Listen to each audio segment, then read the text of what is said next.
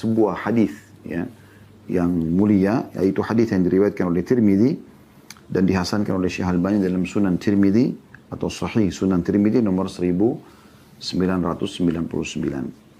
Berbunyi dari Ubay bin Ka'ab radhiyallahu anhu, dia berkata, "Qultu ya Rasulullah, inni ukthiru as-salata 'alaika, fakam aj'alu laka min salati?"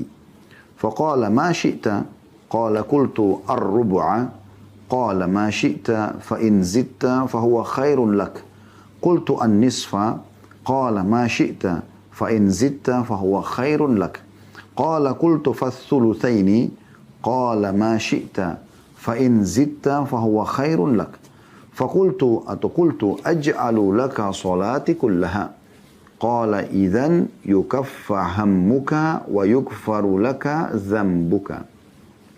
Terjemahannya, Ubay bin Ka'ab radhiyallahu anhu, seorang sahabat yang mulia, berkata, "Wahai Rasulullah, aku banyak bersalawat kepada Anda. Lalu idealnya berapa bagian dari doaku yang aku berikan untuk bersalawat kepada Anda? Atau berapa kira-kira waktu yang paling tepat aku siapkan untuk membaca salawat kepada Anda?" Kata Nabi SAW, "Terserah kamu. Bebas." Maka Ubay bertanya, "Bagaimana kalau aku jadikan seperempatnya?" Nabi SAW menjawab, "Terserah padamu. Namun jika kamu mau menambahnya, maka itu lebih baik bagimu." Aku bertanya, "Bagaimana jika setengahnya?" Maka Nabi SAW mengatakan, "Terserah padamu. Namun jika kamu mau menambahnya, maka itu lebih baik bagimu." Aku bertanya, "Bagaimana jika 2/3-nya?" Maka beliau menjawab, "Terserah kamu. Atau terserah padamu. Namun jika kamu mau menambahnya, maka itu lebih baik bagimu." Aku berkata lagi, "Aku akan memberikan seluruhnya kepada Anda." Maka beliau SAW menjawab, "Kalau begitu, maka hajat keperluanmu akan dicukupkan dan dosamu akan diampuni." Lalu kata beliau, "Karena itu wahai saudaraku yang mulia, jangan berhenti sejenak pun dari bersalawat kepada Sang Habib atau kekasih kita sallallahu alaihi wasallam yang Allah jadikan beliau sebagai sebab kita dapat keluar dari kegelapan-kegelapan menuju ke cahaya." Ini yang ditulis oleh Syekh Mahmud Al-Misri. Beliau menyimpulkan bahwasanya kiat atau langkah yang ke-8 agar selamat dari api neraka memperbanyak salawat. Dan hadits ini teman-teman sekalian, Ubay bin Ka'ab menjelaskan kepada kita atau memberikan gambaran kepada kita bagaimana pada saat dia bertanya kepada baginda Nabi SAW agar memberikan beliau kira-kira kiat untuk atau berapa banyak waktu yang dibutuhkan. Kalau saya ingin lowongin untuk berzikir nih, misalnya 1 jam nih ke depan, saya ingin berzikir kepada Allah Subhanahu Wa Taala. Kira-kira berapa banyak yang saya lowongkan dari waktu yang saya sudah siapkan ini untuk membaca salawat? Maka Nabi SAW mengatakan, "Terserah." Lalu dia mengatakan, "Bagaimana kalau seperempatnya?" Jadi kalau 1 jam, seperempatnya saya gunakan untuk salawat. Kata Nabi SAW, "Terserah kamu, tapi kalau kau tambah lebih baik." Maka Ubay mengatakan, "Kalau begitu setengahnya. Kalau saya lowongkan 1 jam, setengah jam saya baca salawat." Kata Nabi SAW, "Terserah kamu, tapi kalau kau tambah lebih baik." Ubay penasaran, Ubay mengatakan, "Kalau gitu 3/4-nya. Ya. Kata Nabi SAW, "Terserah kamu, tapi kalau kau tambah lebih baik." Maka Ubay mengatakan, "Kalau begitu ya Rasulullah, kalau saya lowongkan waktu untuk berzikir, maka saya akan khususkan untuk membaca salawat kepada Anda seluruhnya." Maka kata Nabi SAW, "Kalau begitu akan dihilangkan kesusahan hidupmu dan diampuni dosa-dosamu."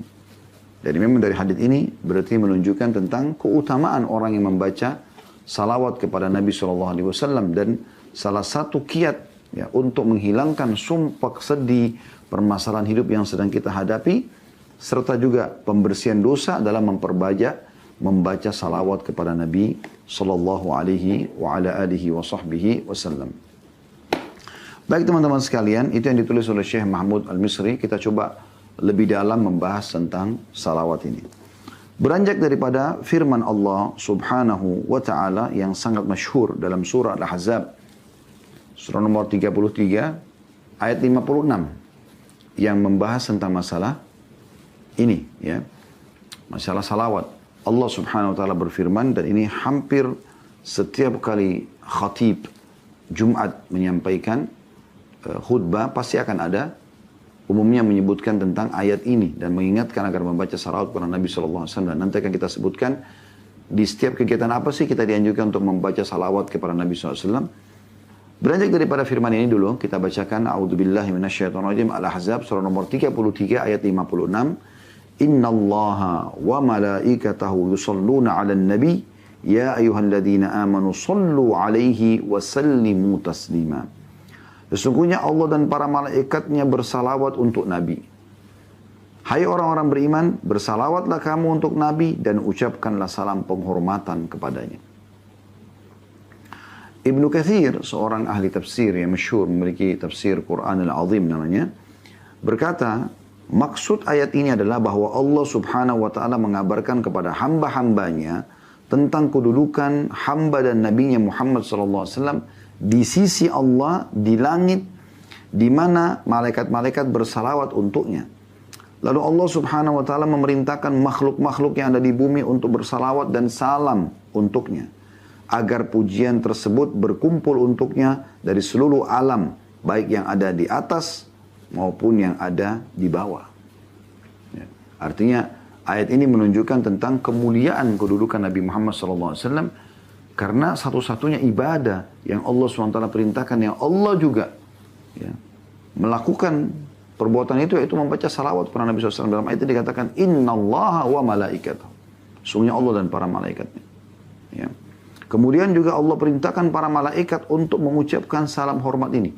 Jumlah mereka miliaran di langit sana. Kata Nabi SAW dalam sebuah hadis yang sahih, langit itu mengeluarkan suara karena ada beban yang berat. Karena tidak ada tempat di langit sana ukuran 4 jari manusia, ya, 4 jari, kecuali ada malaikat yang sedang ruku dan sujud. Jumlah mereka sangat banyak. Langit yang begitu luas yang Anda lihat di atas kepala Anda ini dikenal dengan sama'id dunia atau langitnya dunia. Masih ada 6 lapis langit lagi di atasnya.